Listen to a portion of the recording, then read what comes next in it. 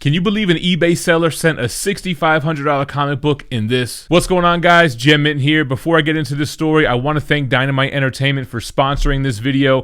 After the video, swing on over to their YouTube channel, subscribe, and hit the notification bell over there to get all the latest updates on The Boys, Vampirella, Red Sonja, Army of Darkness, Deja Thoris, and more. Alright guys, so I wasn't going to even make a video about this. I had no intention to, but when I made a post on my socials, it got a lot of traction, tons of comments, and I figured, you know what, I might as well share it with you guys, with the YouTube fam.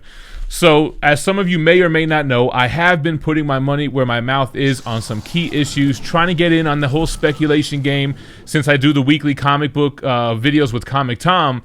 And I always say, if we had only bought half of those books that we talked about last year, we'd retire right now. We wouldn't even need to do YouTube. So you know what? I wanted to get some books that I felt had a lot of potential, short-term potential with that. So I picked up this book off of eBay. So like I mentioned, it was $6,500, and the guy ships it in this Manila envelope. To his credit, he did have a little bit of packing supplies in here. Not really.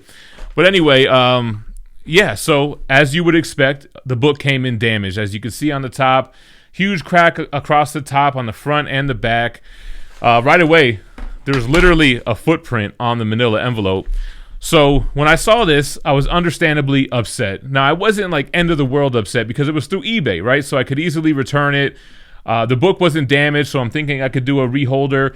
But my thing was like, man, I wasn't so much as I was mad, just disappointed. Like, dude, $6,500, and this is how you ship it? Like, you kind of figure if you own a book of this caliber, first Silver Age appearance of Namor, Fantastic Four, issue 4, and a 4/5, you kind of assume they have some kind of idea or some type of comic book knowledge. I mean, again, it's an expensive book.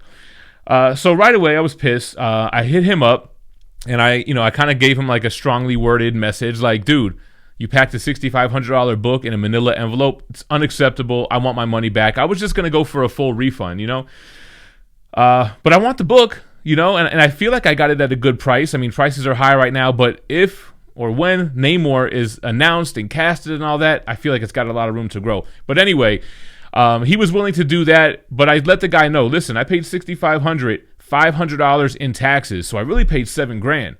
And he would have had to have paid $7,000 back if I returned it. So I was like, look, man, give me a partial refund, $350. You're saving $150 and don't have to deal with selling the book again, so I can get the reholder. So this will cover my costs on to and from CGC, the cost, the wait time, the hassle, having to deal with it. So he ended up accepting the partial refund. I'm not going to name names. I think I already did it on Instagram and Twitter. So if you really want to know the eBay seller, he didn't have a lot of sales, 23 sales behind his account, all positive. But again, I kind of just assumed, like, if you own this type of book, you kind of know what you're doing. But obviously, he didn't. So the other thing is I don't have a CGC account. So now I got to try to just probably go through one of my boys or something like that. But going to send it in for a reholder. Maybe I'll get the Fantastic Four label on it since I got some extra dough to spend on it now. But yeah, it just goes to show you, man, people on eBay, still, there are sellers that don't know what they're doing on there. Don't ship slabs in a Manila envelope. I wouldn't even ship a raw book like this. Or if I did raw, it would have hard cardboard on each side. But I mean, even like a giveaway $60 slab, I wouldn't send any slab like this. So kind of crazy. I'm not as mad as people watching probably would have hoped because it's already resolved. And even beforehand, I was a little bit upset, but it was kind of like, all right, we'll get it taken care of, whatever.